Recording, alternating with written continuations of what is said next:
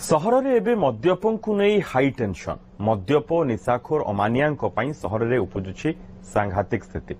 रास्ता कड़ गली कंदी बीच रास्तार मद्यपंक उत्पात अतिष्ठ सहरवासी पुलिस निशाड़ी जो दुर्घटन जीवन जाऊँगी मद्यपंकु गिरफ मोटांकर फाइन आदाय और से सेल्टर होम तैयारी सह कड़ा एक्शन उठी दाबी देखु स्पेशल रिपोर्ट।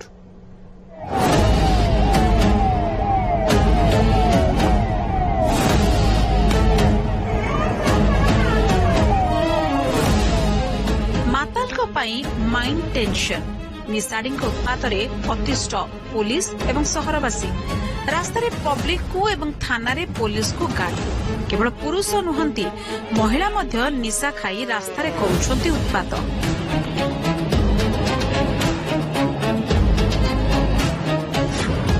6 अक्टोबर 2024 विलंबित राति बड़गढ़ एवं खंडगिरी थाना अंचल में निशारे चूर युवती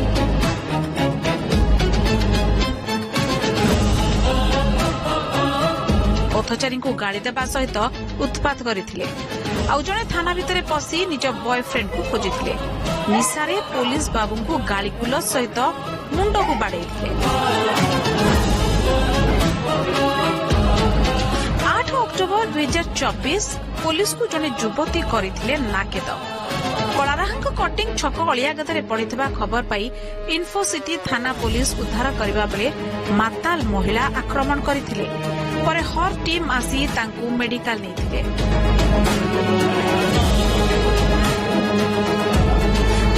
17 डिसेंबर 2024 चंद्रशेखरपुर अंचल में जड़े युवती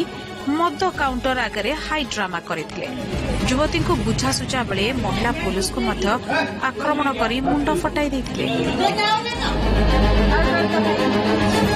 2 फेब्रुआरी 2026 हाईटेक छक पाखरे मद पी लोकों सहित गंडगोल कले युवती पीसीआर टीम एवं ऑफिसर पहुंचीथिले मध्य समाधान होई नथिला। थाना अधिकारी वीडियो कॉल करी बुझेबा परे युवती एवं ताका बॉयफ्रेंड सेठक जाइथिले।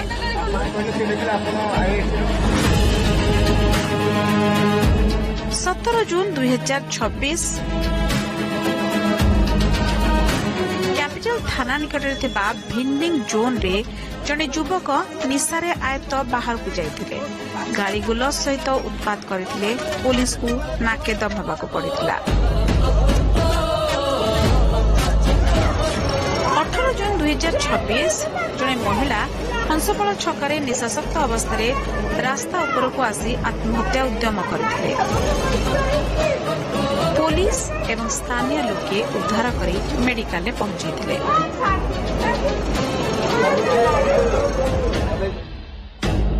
एपरे 80 रु अधिक मद्यप महिला को उद्धार करिछि हर टीम एवं एसबु घटना को नहीं मुह खोलिचंती राज्य वरिष्ठ नागरिक महासंघ सभापति कहचंती एबे बीएनएस सेक्शन 355 अनुसार कार्यानुष्ठान तो होई परिबो किंतु ताहा पर्याप्त नहे। पुलिस सेमान को नहीं कि डाक्तर माइना करेबो डाक्तर माइना कले डाक्तर गोटे नेबुलाइजर टेस्ट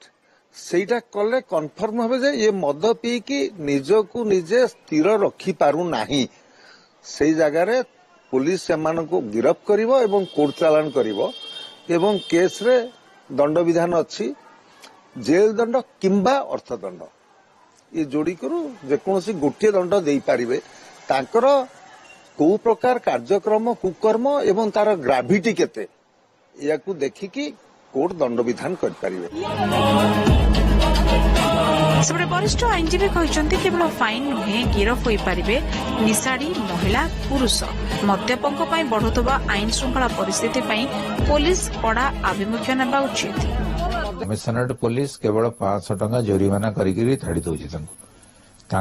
स्पेसिफिक जो माने मद पीक रास्तार माताल होती सेल्टर होम करिया पड़ो विभिन्न जगार जो जगार एभली अवस्था होची सेल्टर होम छाड़ा पड़ो एवं